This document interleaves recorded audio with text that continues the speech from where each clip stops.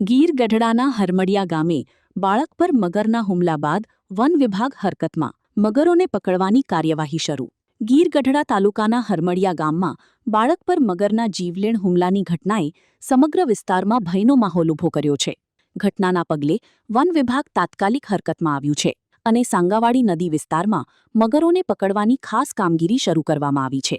One વિભાગની team દ્વારા નદી કિનારે પાંજરા ગોઠવી તેમાં ભક્ષ મૂકીને ખૂંખાર મગરોને કેદ કરવાની કવાયત હાથ ધરાઈ છે.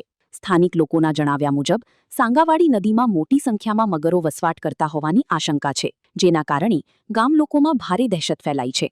ઘટના બાદ વન વિભાગ દ્વારા નદી આસપાસના વિસ્તારોમાં લોકો ખાસ કરીને બાળકોને દૂર રહેવાની સૂચના આપવામાં આવી છે. સાથે જ મગરોને ઝડપી પકડી સુરક્ષિત સ્થળે ખસેડવા માટે સતત મોનિટરિંગ કરવામાં આવી રહ્યું છે.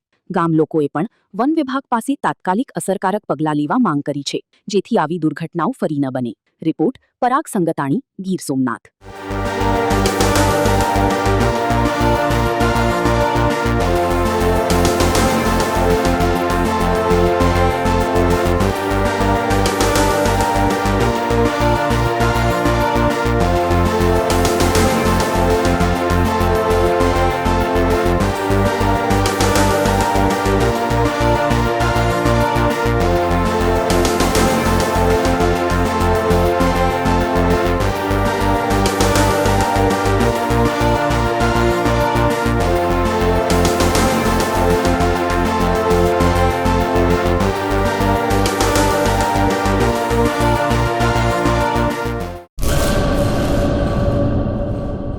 Admission open.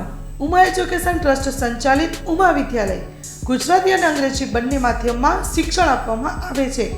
શિશુ મંદિર 1 અને 2 સાથે એલકેજી અને યુકેજી તથા ધોરણ 1 થી 12નો અભ્યાસ અમારે ત્યાં કરાવવામાં આવે છે. ઉચ્ચ માધ્યમિક અભ્યાસમાં આર્ટ્સ અને કોમર્સ પસંદ કરી શકો છો. સંસ્કૃતિ અને સંસ્કાર સાથે આધુનિક શિક્ષણ. બાળકના સર્વાંગી વિકાસ માટે રમતગમતની સાથે સાંસ્કૃતિક કાર્યક્રમો અને સ્વઅભ્યાસિક પ્રવૃત્તિઓ કરાવવામાં આવે છે. માતૃપિતૃ વંદના જેવા કાર્યક્રમોનું આયોજન કરી શાળા કક્ષાએ વિવિધ ઉજવણી કરવામાં આવે છે. બહાર ગામથી આવતા વિદ્યાર્થીઓ માટે બસની વ્યવસ્થા આપવામાં આવે છે.